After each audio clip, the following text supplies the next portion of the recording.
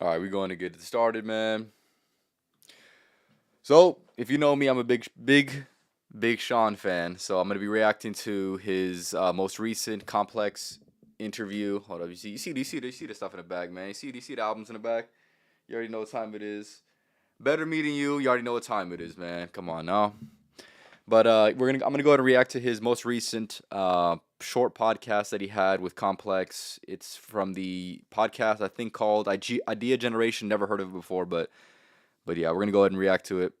I've watched a few minutes of it, not too much, but it's pretty much really good shit, I'd say, and a lot of the similar type of content that I like to react to, and more importantly, um, yeah, just right up my alley. So we're gonna go ahead and get started, man.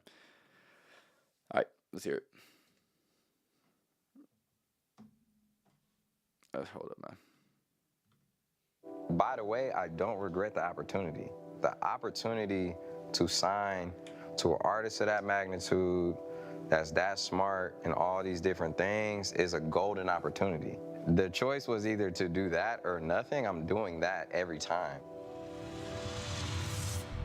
In 2005, a 16-year-old from Detroit with dreams of rap superstardom had an idea. After learning that Kanye West would be at his local radio station, Sean Anderson talked his way into the studio to perform an impromptu audition and was promptly signed to Kanye West's Good Music imprint. Over the next 2 decades, Big Sean would become one of music's biggest stars, but he would have to overcome music industry politics as well as his own demons to truly realize his dreams. And it all started with one idea.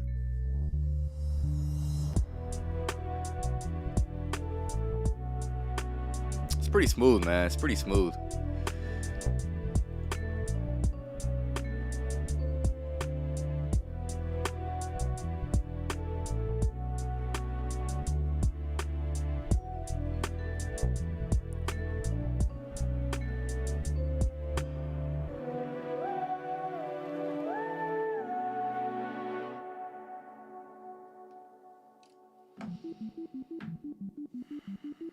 Tell me a little bit about the power of yes. The power of yes. To me, the power of yes is welcoming. It's like inviting it all, you know what I mean? And that's also a song on the album that it's like, I got so many different versions, you know. I got like Better meeting you. with Yachty on it. I got like a lot of versions of that song where the production is different. It's just like, it's a super fun song to me. And even though it's very lighthearted and very like just turned up, it's like it has an energy and a mindset to it though. You know, it has that essence over it of like you said, the power of yes. I know that your parents were incredibly instrumental in framing many parts of your personality in your life. And you've talked about your dad and how he dressed, and obviously Straight your pimping, mom, bro. you know, and the way that she reared you. But I'm curious, how did their professional lives inform your ambition? Man, I think they influenced me because I saw them work their ass off and not have any money still. And it was frustrating seeing my mom cry over bills, you know, it was frustrating being in debt. It taught me early on that it's not about how hard you work, because they would bust their ass. That's Little Sean. My mom would have 2 jobs, you know. She was an English teacher, social studies teacher, and then she also did like after school tutoring, and it was like wiped out every day, like so tired. And my dad was a manager at the airlines and then had another, when he got remarried, they had another business, and it was just like they were constantly working. And I realized it's not about how hard you work, it's about how smart you work. My mom was an actress in her own right. You know, she lived in New York for 10 years with my dad and then moved to LA to try and be an actress out here. But her dream never fully got fulfilled all the way. When it was my time for it to happen for me, she was more than supportive. I think that's why my mom supported me so hard from the jump, because she saw that creativity, that spark, and she just did everything she could to pour gasoline on it. My biggest early supporter was my mom, for sure. She was the first person I rapped for. She was just super encouraging, cheering me on, and like, yo, you're pretty good, like, keep it going. Shout out to Mama Myra. You Fast already know what time it forward is. When I was in high school, right? My mom was already in debt and she would be running up her credit cards more and more for me to record my music, you know, and print up. I shot my first album cover at Sears and, you know, selling the CDs around. So I That just freestyle is appreciate crazy, by the way. If her you know, for you know. seeing it all the way through. And she showed up my whole life. I already know what he's writing. What's the Given best that fact could they happen? were You already really know. humping it out with 9-to-5s, and you come from Detroit, where not a lot of rap talent had come from, particularly then. Now it's a little bit different, Right. thanks in part to you.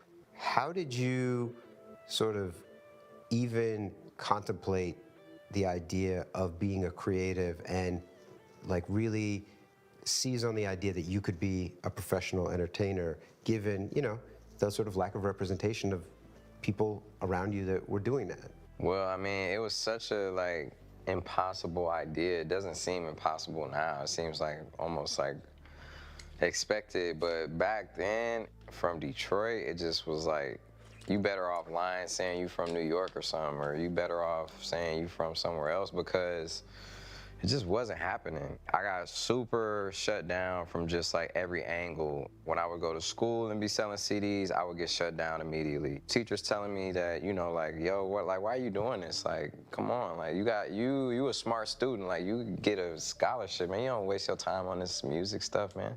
But now I go back to my school, they got a recording studio, a Big Sean studio in the school. You know, I'm building all these studios at the Boys and Girls Clubs in Detroit, like, because there's so much talent there. And then you look at Babyface Ray, V's, Peasy, I Swear Vezo, 4-2. Cash Doll, Skilla Baby, and so on and so forth. 4-2. It's like a long list I'm not naming. It's such a wave now, but it was not a wave when I first started. Everyone else in my family was kind of like, but my mom was the one like, yo, just keep going, like, you got it, like, just see it, you know, just visualize it. And it ended up working out. You mentioned that counselor, you know, asking you, why are you doing this? What was animating you to make music? Like, what was the feedback? What was the feeling that you were getting that inspired you to keep going and to want to express yourself in that way? I guess just intuition, really. I guess just like, I just saw it. I just felt it, you know? I don't know, it's like, can't explain it. I remember I used to ride to school with my boy Tone and just be like, man, when I sell out the Palace, you know, the arena where the Pistons played, or like, I just would see it for some reason. But that's the best part about believing and having faith, is you don't have to worry so much about the how. You just have to put yourself in the best situation possible and put your best foot forward. I was just putting myself out there any way I could when it came to music, even if it made me uncomfortable, even if I didn't want to do it, I just treated it like it was a full-time job since I was like 11, 12 years old. Do I ever doubt myself? Yes, I do doubt myself sometimes. And the universe always reminds me that I'm supported. When I have anxiety about something coming up, I realize it's just because that's a moment that's in front of me and I'm not in that moment yet. That's my biggest thing when I doubt myself, is I sometimes get too ahead of myself. Oh, what's this gonna be like? What is it gonna turn out like? Oh, I hope this is successful. Oh, I hope my album goes #1 and all these things. But I've been at my grandma's house, at my mom's house, in the basement, in a room with no money, slept on floors. Did all these things, and I was totally fine. You know, if I ever had to go back to that, not only could I survive, I could probably do it all over again. Like I said, I already know what he's writing. What's the best that could happen? Now, what's the worst that could happen? What's the best that could happen? That's a question that you should hopefully remind yourself of frequently. Obviously, you know how life is. Life can really throw you in for loops. It could definitely be filled with a lot of struggles. And you must be thinking, what's the best that could happen? Through all of it, not what's the worst that could happen. What's the best that could happen? Think about and manifest all of these opportunities, almost like you mentioned earlier.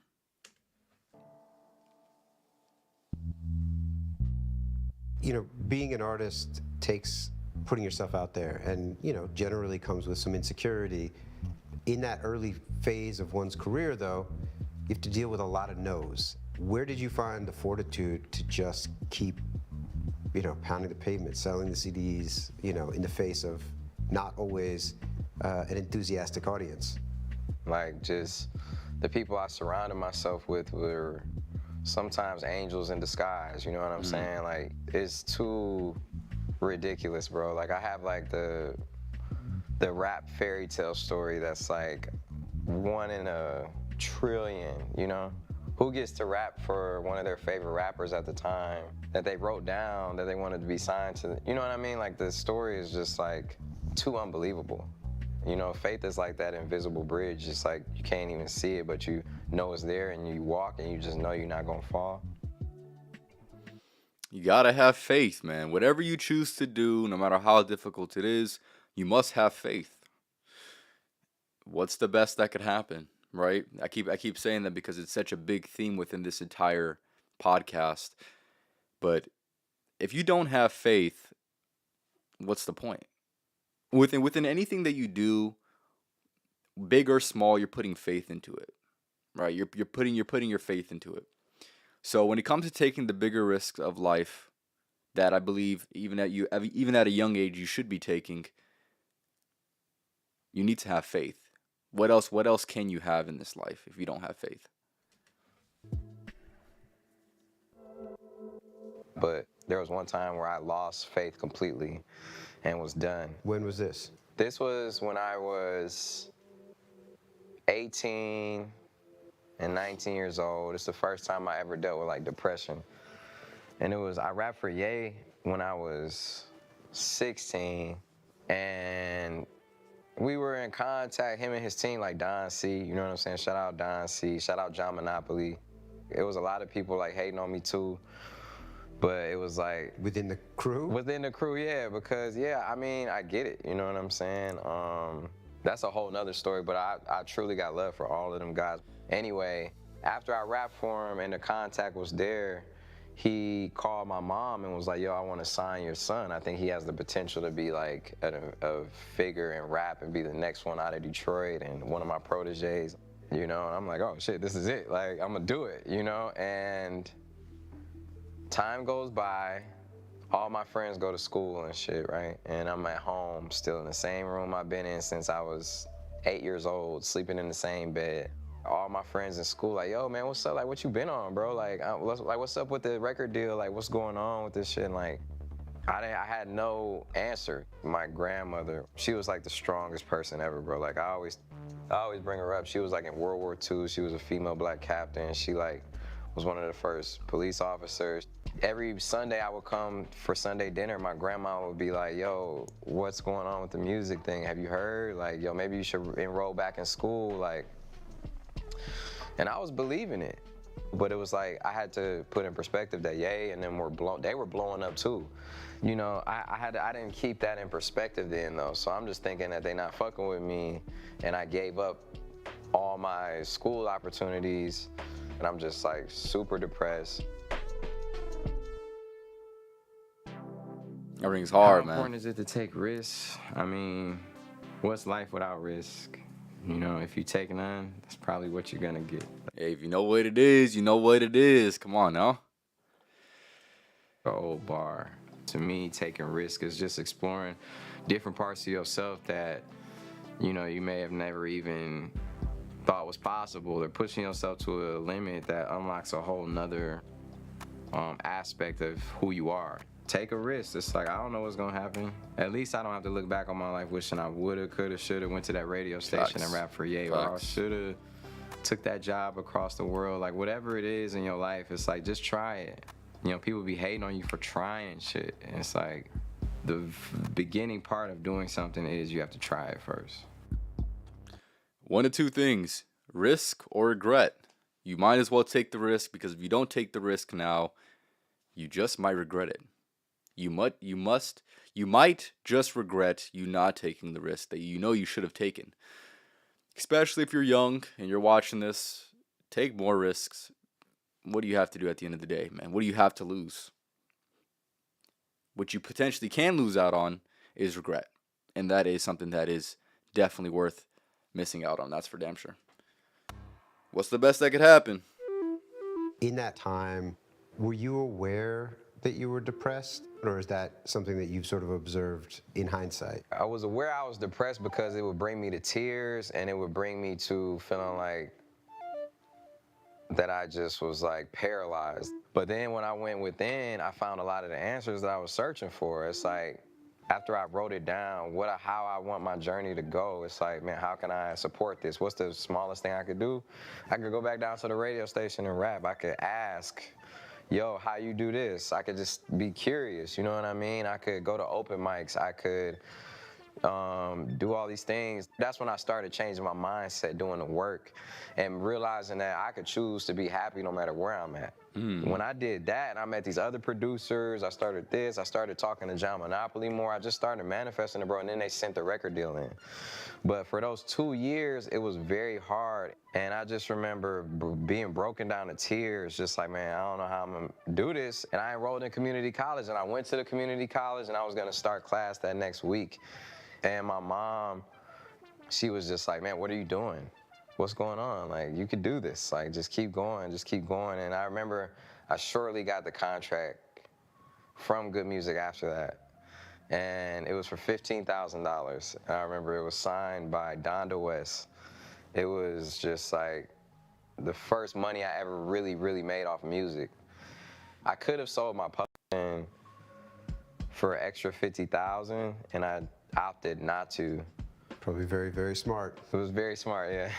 Yeah, it's worth millions now, so I'm actually holding back a lot of emotions because it was definitely quite a time where it could have went either way. You know what I'm saying? It could have went either way, so I'm just super thankful that I had my mom there, for sure. You must stay solid, fellas. You must stay solid. In times of struggle, you must stay solid.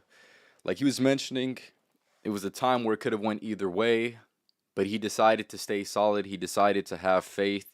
He had people, the right people around him that were supporting him, that were pushing him, and he was just, taking it all in, understanding that he can be happy no matter what circumstance that he's in, and he stayed solid. So if you're going through something right now, make sure you understand thoroughly that you need to stay solid. You need to wait your time.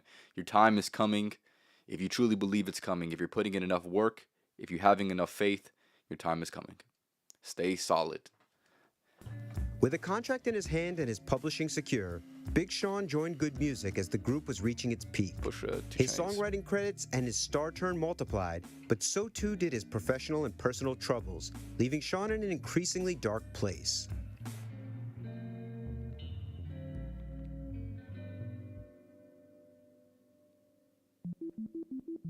This is sort of the dawn of the blog era. Right. And there was this feeling, and we watched, I'm sure you watched it, I watched many artists that they get signed to a major, and then they think, oh, the label's gonna take care of it from now on. Yeah.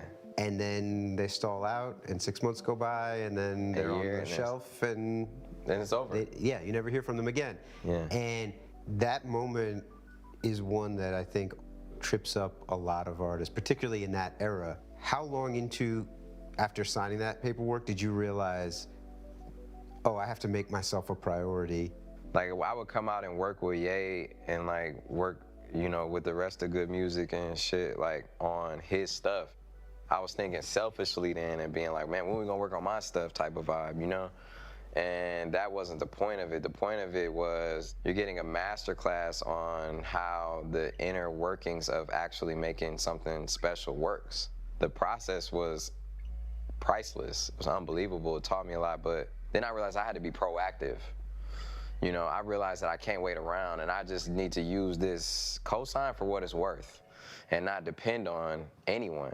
Just try my best. I couldn't make an album as good as Ye or Jay or all these people, but it's like I could do my best. I could take what I learned and do my best, right? And I would start putting out projects, and every time I put a mixtape out, I saw my numbers grow a little bit more, right? The first one to the second one, and then the third one was Finally Famous Volume 3 that I put out, and that was the first mixtape I did where it like crashed Dat Piff, right? And it was like, damn, I did a freestyle called Super Duper Lemonade. I remember that. Yeah, and it was like, that was the first time I went viral. I remember I was getting like $500 a show, and then it went up to like $2,000, $2,500, and I'm like, damn, well, now I'm starting to actually make something. So then we did the BET Cypher. That was the first time I saw my followers increase like 100,000 followers immediately. I was like, damn, this is like a moment for me, and like I feel like it was a slow grind until that point, and like I felt like my label was finna drop me, you know what I'm saying? Because I had also signed to Def Jam at that point. But for the last year or so, Def Jam was just like, well, he's kind of just more like a mixtape artist. And it was when No ID was also the head of Good Music, and he was like, man, we got to figure out how to make you like not a mixtape artist.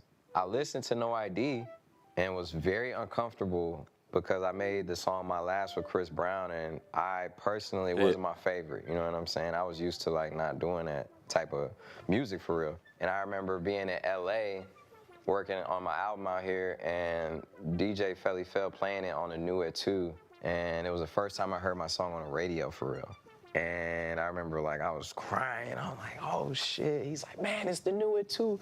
This is my dog Big Sean, man. I love this record. It's my favorite record out right now. And I just remember being like, what the fuck is going on?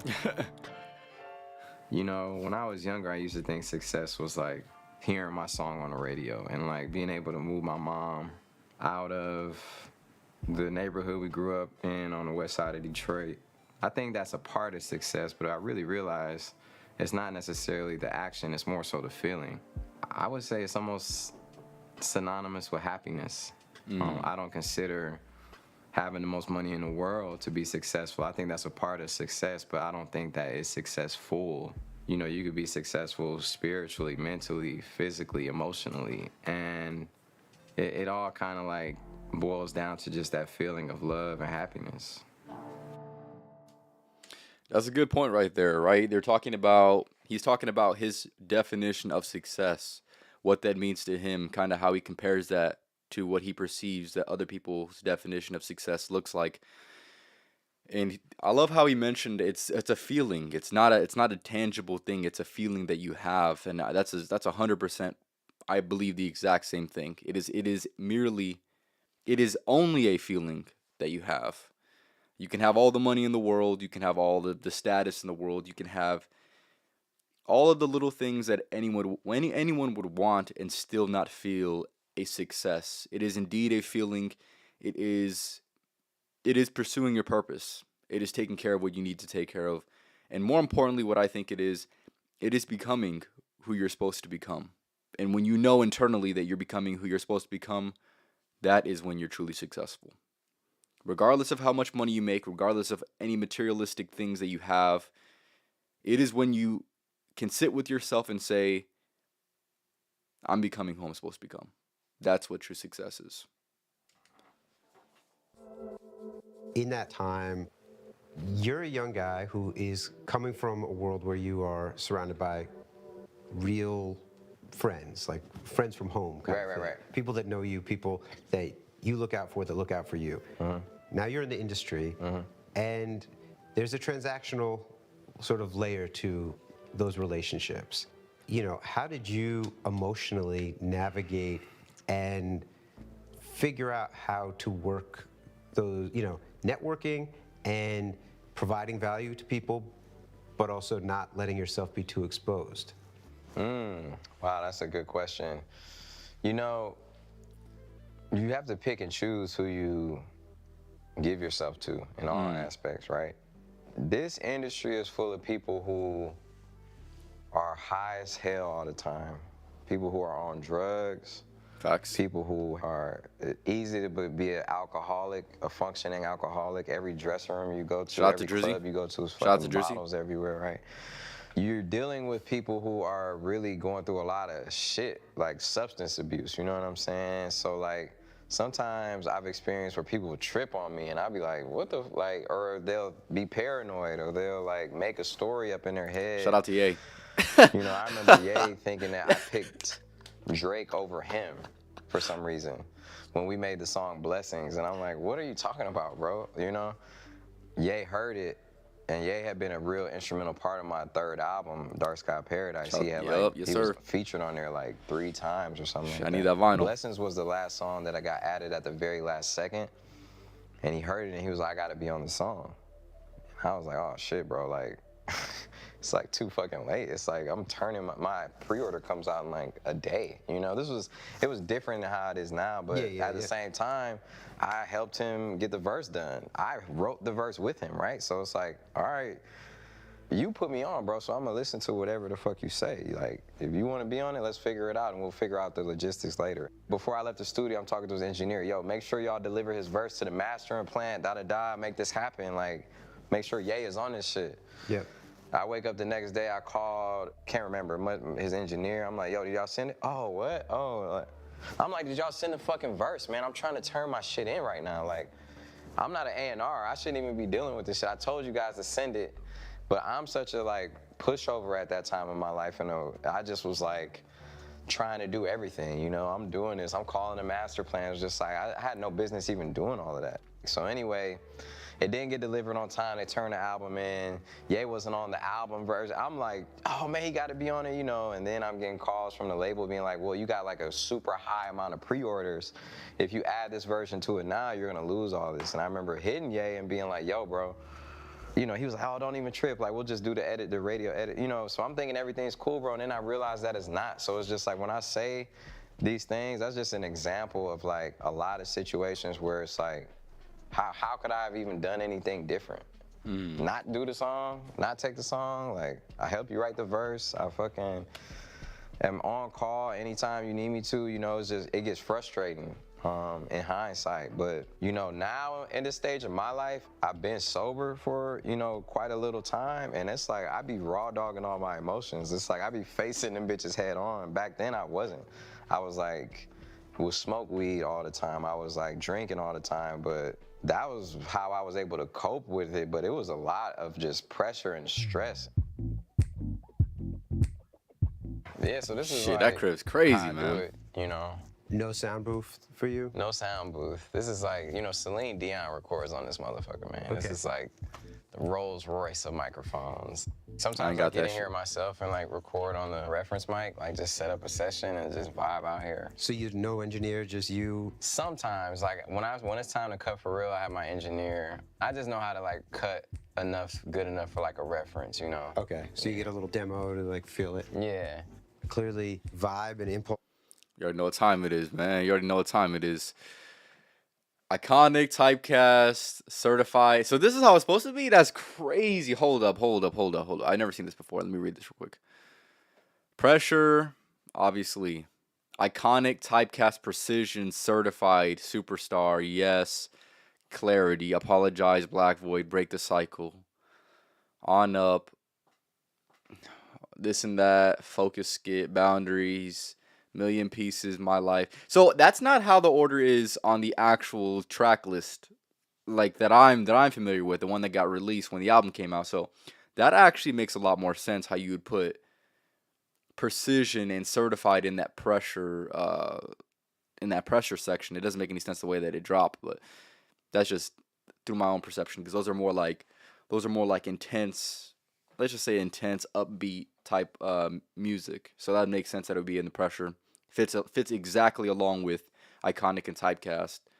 But that's just my shit. Clarity would be much more of like a calmer vibe. Apologize, black void, break the cycle. Those are all more uplifting. On up, same thing, uplifting, and you know how it is. Deluxe, something. Okay, hold up, something. Get you back. That's the track he did with Cash Cobain. To do On the Radar, he did it. Boundaries, he did it. Intro with Thundercat. I don't know if he did that. Well, he eventually did that, of course. That's Black Void. I'll play it in a second. Hold up. All right, let's get it. That little drawing, that shit's hard though. Is very important to you.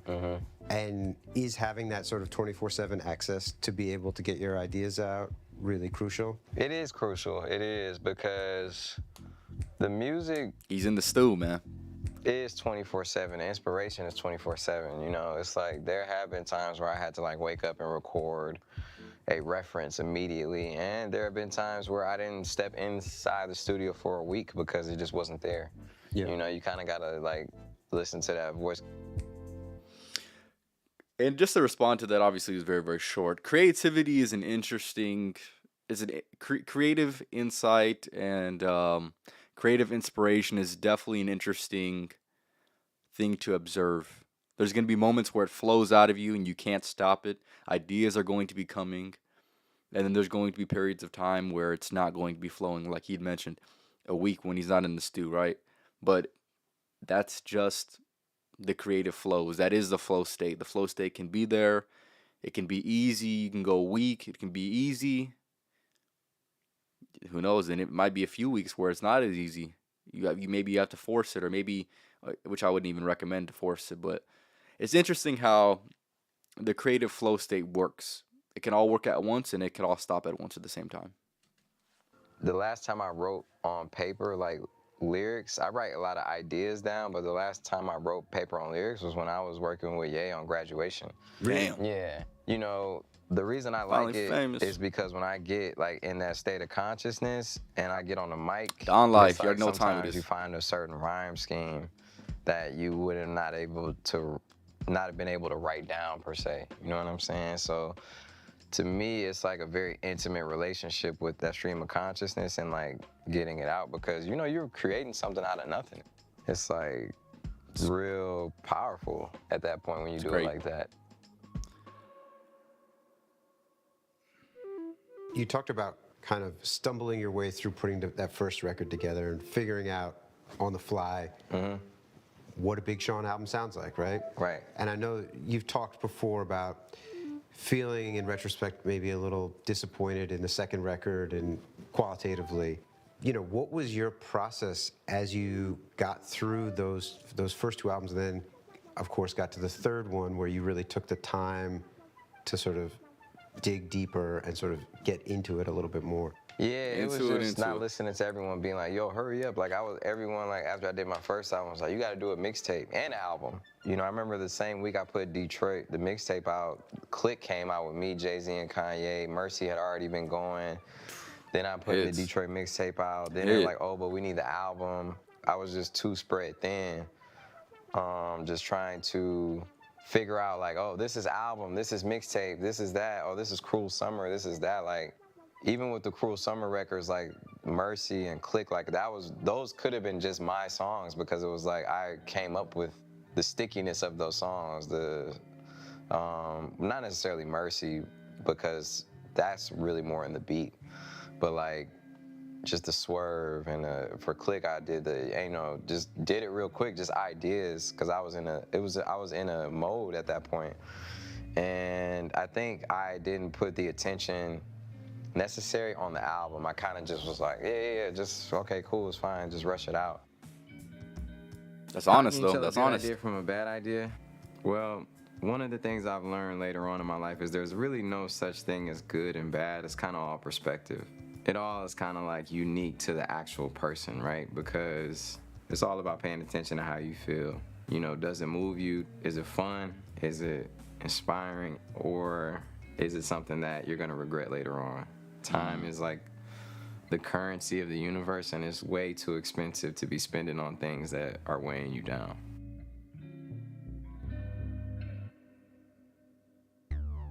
It's one thing to write when you're in your bedroom and there's no time pressure and you're there to create. It's another thing to create some momentum and be on the road, partying out, promoting, doing work, and also being a rapper. Yeah. And then also having to sit down, and there's intellectual and creative labor that goes into writing a verse. Yeah, and being under pressure. Yes. And like wondering, like, how am I gonna stand out? And one of the things that I didn't keep in perspective is how much I was losing myself in those moments, because I was disregarding the personal relationship with myself and replacing it with just like trying to get things done. And you know, I was losing the aspect of like Sean Anderson, of like who I was, you know, like the son, the grandson, the anime head, the video game lover, like I was just literally losing all of that. Beyonce will talk about the Sasha Fierce persona, and I think there is that dichotomy.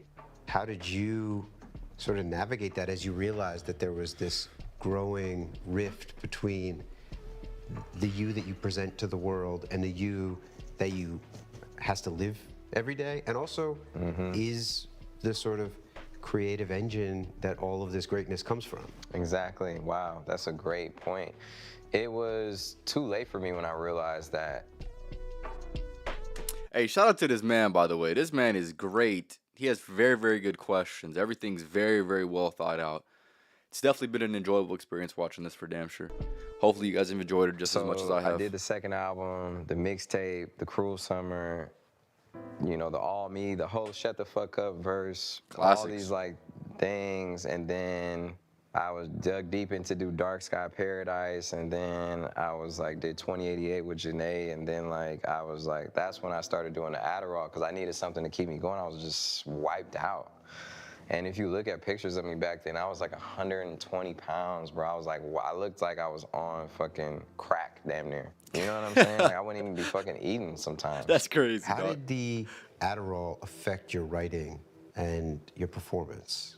It was still me. It wasn't like the drug. It wasn't like the Adderall talking. It was still me. It just activated, like, it gave me the energy I needed. But I realized that that comes at a cost, you know? And the cost is how all of this shit affects your brain. It hit me hard when I turned 30. You know, that's when it hit me like a ton of bricks. Like, I didn't even know and recognize who I was anymore. I didn't even know what I liked anymore. Damn. I'm like, shit, I'm over here trying to just rap. I don't even know what the fuck I'm into no more. I had to like reconnect with myself. I felt like I was gonna self-destruct, not just career-wise, like, I mean life-wise. Like, I felt like I was gonna like end it. I had to either like climb that wall or let it fall on me. Damn, that's deep. Despite establishing himself as a star, Big Sean ended the 20-teens looking for meaning outside of music. After embarking on a series of changes to his personal life, he found new peace as an artist and new motivation for his work.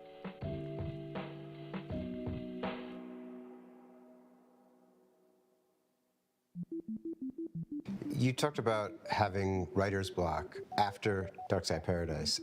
And I'm curious, what was the process of sort of reacclimating yourself to writing, you know, from a sober place, especially when, you know, you're known for making records that live in the club? Right. I think it was just like not having writer's block was just, I had to stop writing.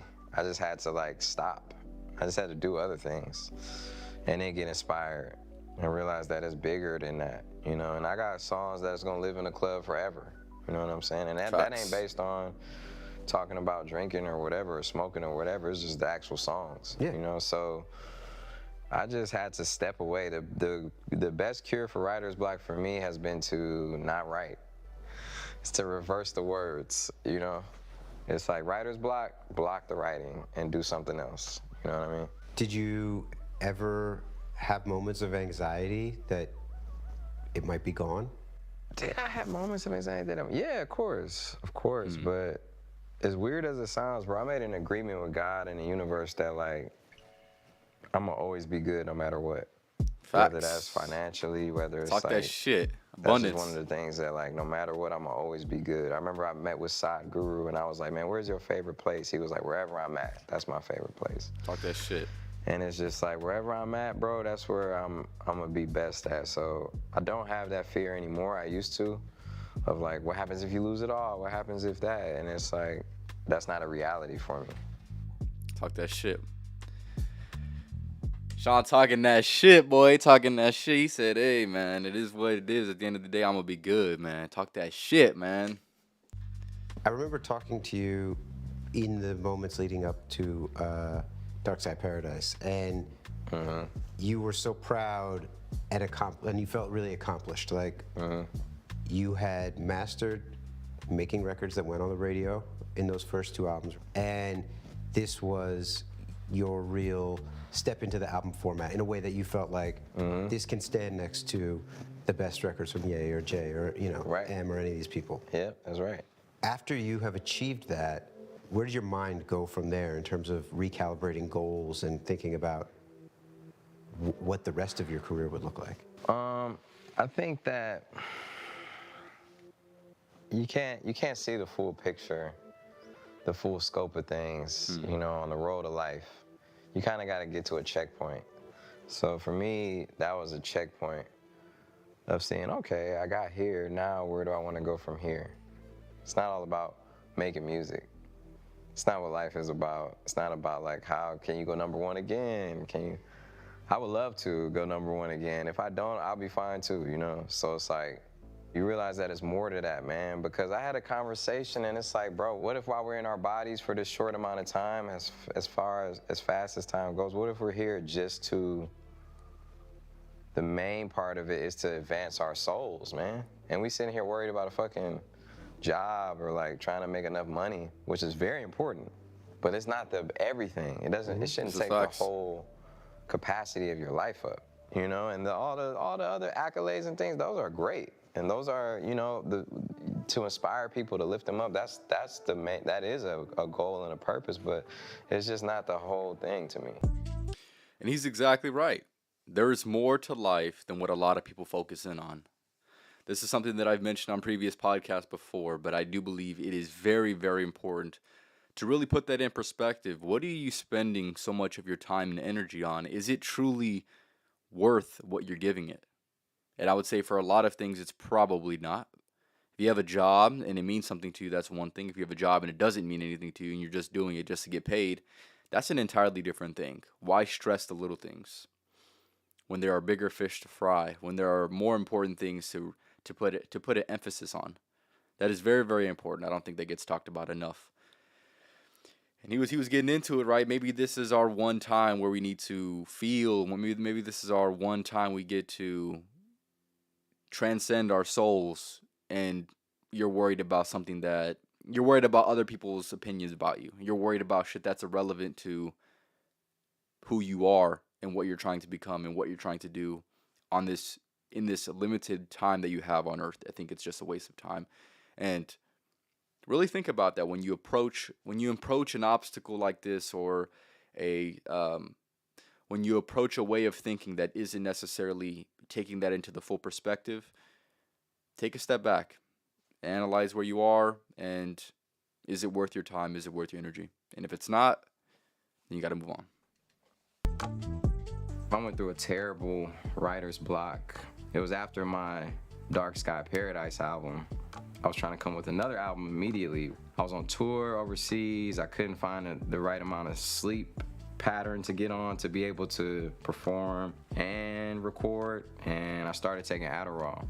Even though I was able to finish my album, I decided and really lock in and do it, it destroyed a lot of my body. You know, I was creating this false dopamine in my brain. I remember walking into the studio and feeling like, damn, I can't even do this shit without being on Adderall. You know what I'm saying? And that's when I knew I had a problem. It was depression, and it was like paralyzing. When I did quit cold turkey, I just was like, man, I gotta focus on me. I always had a spiritual side to me, but I decided to like connect with myself and really reestablishing my consciousness and my flow and my relationship with God. And it really brought back the inspiration and just gave me a whole new outlook on life. So I'll never let myself get that deep into work, because working and our work are two different things, because your life's work may not necessarily be your work all the time. It's all about perspective. That's interesting right there. So that's exactly what I'm talking about, right? Think about that for a second. Your work and your work are two different things. Yeah, you might be working, but are you working on your work? Your work means more than work. And make sure you're prioritizing your work over work. Your work is greater than any of the work that you will do. But make sure you're putting in the right time and right energy into your work. I know it's gonna kind of get a little, what is he talking about? Hey, but hopefully if you can keep up with what I'm talking about, you know what I'm talking about. You already know what time it is. You know, at the outset of your career, you lived through the blog era. You mastered the end of radio. Yeah. Then you got bounced back, which was a huge Hit. streaming success. Fucking hit. You know, the last 4 years, we've lived through a global pandemic that have not only topsy-turvied the world, but really fundamentally changed culture. Talk about D2. And music. How has this period changed your thinking about the art that you make and how you communicate it to the audience? People always hit me, you need to do this more, you need to be on TikTok more and shit. I just be like, I'm down to be on TikTok. I love TikTok. I love social media. Sometimes I be having to delete it though because it's like it's too distracting for me sometimes. I accept it for what it is. I don't know where I fit in per se in it. I just know that I'm gonna just do me.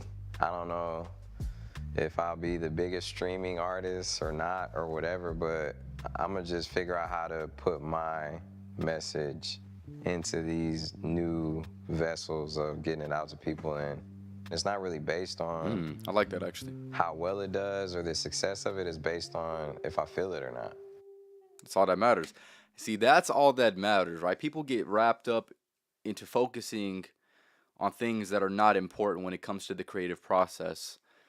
As long as you're doing and being authentic to who you are and what you're trying to do and the message that you're trying to provide to others, that is all that anyone could ask for, and that is all that anyone could really do. The results of that is not up for you to decide, and it's not up for you to stake your own worth to it. You're doing, and you're hopefully doing more than what can happen to hopefully you're doing more than the result of what you can get, if that makes any sense. So what I mean by that is this: if your focus is in the right area, you're going to be much better off as opposed to it being on something that you can't control. If your focus is on something that you can control, like your creative message, what you're trying to get out to the world, the impact that you're trying to provide, the outcome of you putting out your work, your creative work, you can't control that, and you must act as if you cannot control that. You cannot let that upset you, regardless of how it goes, whether it goes your way or whether it doesn't go your way. It still went your way as long as the right messaging was put into the work that you're putting into. Being an artist takes a certain amount of selfishness. Yeah. Because you have to look inward in a very pointed way, and you have to abide by your own impulses and your own vibe. Being a parent is the opposite. It takes nothing but selflessness. Right. How do you navigate that as the father of about to be 2-year-old? It's like a balancing act that I'm like still trying to figure out because shout out to he's Noah. ever changing and I'm ever changing, and he's the best thing that's ever happened. But I always want to be there. There's a song on my album I wrote about him, and I'm like, I pray I'm there for every memory you want me on. You know, the crazy thing about being a dad for me, it's like it's the soft spot. It's like tender. It's like I've never felt anything like that. I always feel like I can make it through anything in life. I could do without anything. I can't do without him, you know? Yeah, but as far as like finding that balance, it's a constant struggle because all I kind of want to do sometimes is just be with him. But it's like I also want to fulfill my purpose that I have in being my voice heard, writing a book, you know what I'm saying? I wrote this book. This was like a product of Noah inspiring me to get it done and realize that things don't last forever. That's one of the things that Noah has taught me, my son. I know your name is Noah too. But like, you know, it's to like be present in the moment and know that the power of now is real and we got to do it right now, so. With your new record, you know, if you could sort of close your eyes and imagine a feeling that you hope to leave your listener with, like what is that? The feeling I hope to leave my listener with is the feeling that is the missing ingredient of whatever their life was missing to make them the ultimate version, their highest self. It's a multifaceted album. You know, I have these 4 graphs that represent 4 different things. So I got turned up songs. I got songs that are more focused. I got songs that are a conscious moment of clarity. Then I got songs where I live in happiness, like with the one about my son and all these things. So I think that there is something for people who are going through all different aspects where the record can put them in the mode they need to be in and be a soundtrack to whatever they got going. So, you know, that's the whole point of the album. And I kind of struggle with trying to make the album all one thing, but I'm a multifaceted person. So I just made a multifaceted album that's all different parts of me. Better Meeting You, let's go, man. The fucking was a classic, instant classic. I God spent a lot damn. of time here, you know. As you can see, I got like all my designs. These are like not the official album stuff, but these are just like the rough drafts we had to go through, you know what I'm saying? It's like, The one on the left right there. this is actually close to the actual cover. Did you know specifically what you wanted the cover to look like, or did you do the shoot and then it kind of came into focus? Yeah, so we did the shoot and like it kind of just came into focus. Like we had all different like ideas. To me, the color theory was like super important. Like the colors of the album that represent like pressure being red, focus being green, clarity being blue, and like happiness being like gold, yellow. And each vinyl has like a extra song that relates to that. Like if it's the happiness vinyl, it's like an extra song that relates to happiness. Oh, you can't see it. The extra song that relates to pressure. So I was just trying to do something different for my community.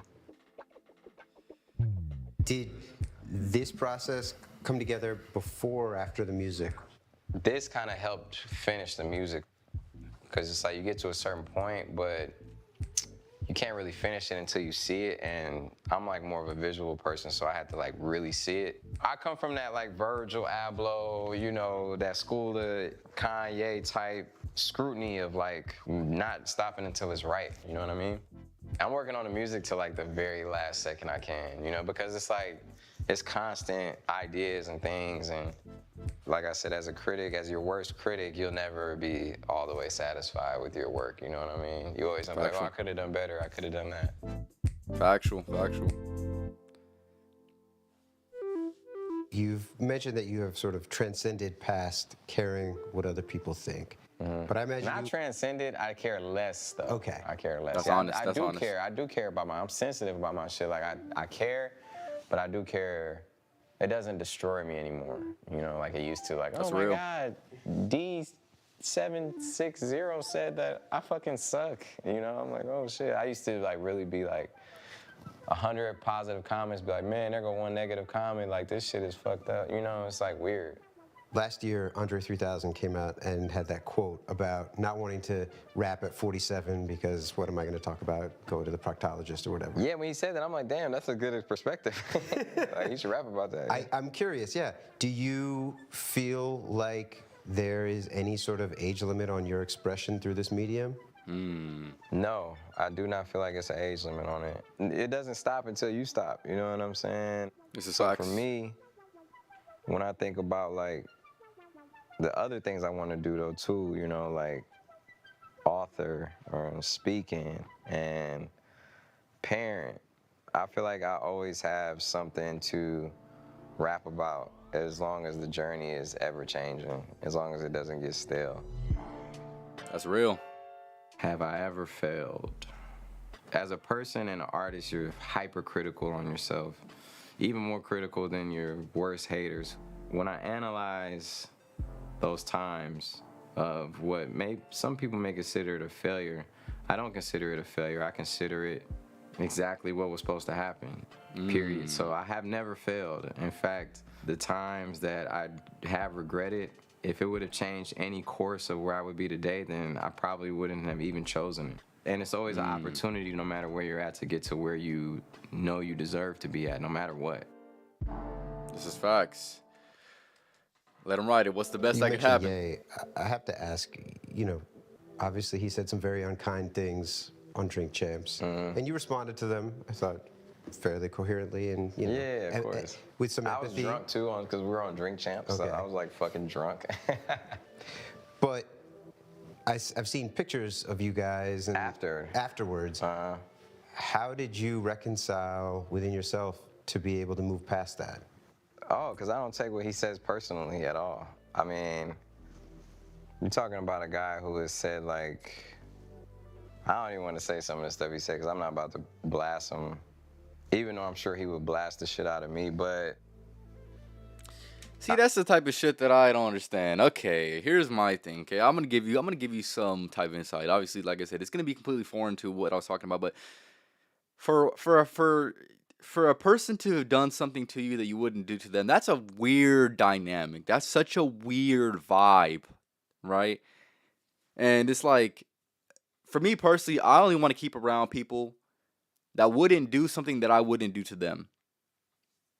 If that makes any sense. So if there's somebody that's doing something to me personally that I wouldn't do to them, I don't even want them around. Honestly, I don't. I genuinely don't want you around. If you're gonna do something to me or treat me a certain way or hold me to a certain standard, and I don't do that to you, if I don't reciprocate that to you, what the fuck are you doing?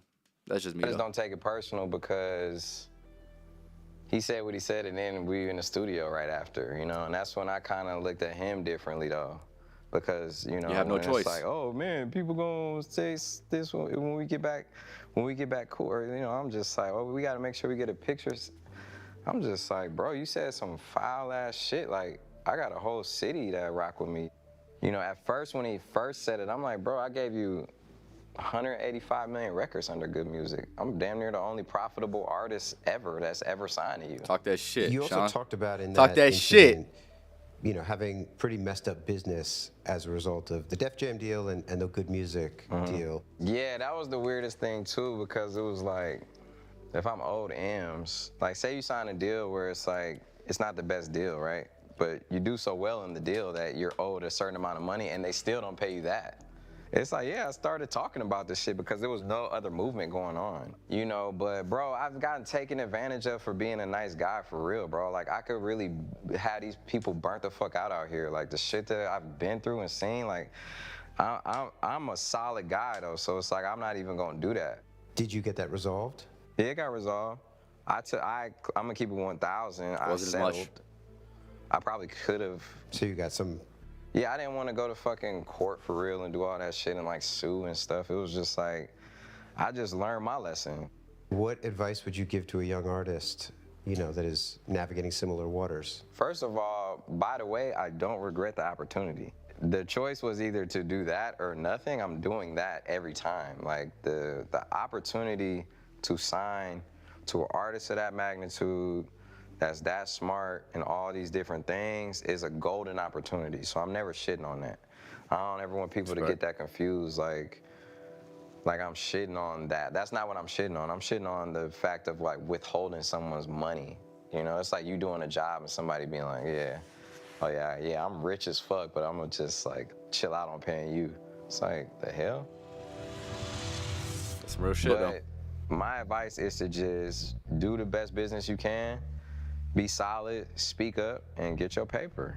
And when you in that vibration, bro, things just come to you. Like, God gonna support you, bro. The universe gonna support you and line it up for you in ways that you didn't even think was possible. And we have to drop our expectations and our ideas of what we think success is and realize that success is a feeling. It's happiness, bro. It's love. It's holding your kids. It's being with the people you love. It's sharing these experiences. That's what it's really about. This is facts. Success is a feeling. It's not a tangible thing. It's not a place that you go. It's an experience that you have. It's a feeling that you have. It's the character that you've built. These are all things that are truly what a successful person is and looks like, is a person who is a developed character, who learns from his experiences or her experiences, who's a person who is in that mode of feeling successful. It's not a place. It's not a money. It's not amount of money. It's not certain materialistic things. It's a feeling. He explained it perfect. Great fucking interview, podcast, whatever this shit is fantastic. I'll let the credits roll out though. Complex, you're fucking awesome shit right now. Idea generation, this is a fucking hit. It was wow. I'm gonna say that. I've watched a lot of Big Sean, not on live, but I've watched a lot of Big Sean. I've watched a lot of Big Sean interviews, and this was one that I was like, by far, one of the best pieces of podcasting and all of that I've ever seen any rapper do. So I gotta give the flowers. That was fantastic. So hopefully y'all enjoyed this interview podcast just as much as I did. Hopefully you learned something from it. He's my favorite rapper. As you can see, I got Detroit 2 in the back. Hold up, man. You know, see, I got Detroit too. Don Life Mask. Better Me Than You. I decided. Whatchamacallit? Double or Nothing. You already know what time it is, man. You already know what time it is. But yeah, that was the interview, podcast, whatever you want to call it, man. Fantastic. Tapping with the podcast is gonna be on Thursday, and it's just like that, man. Y'all have a good night.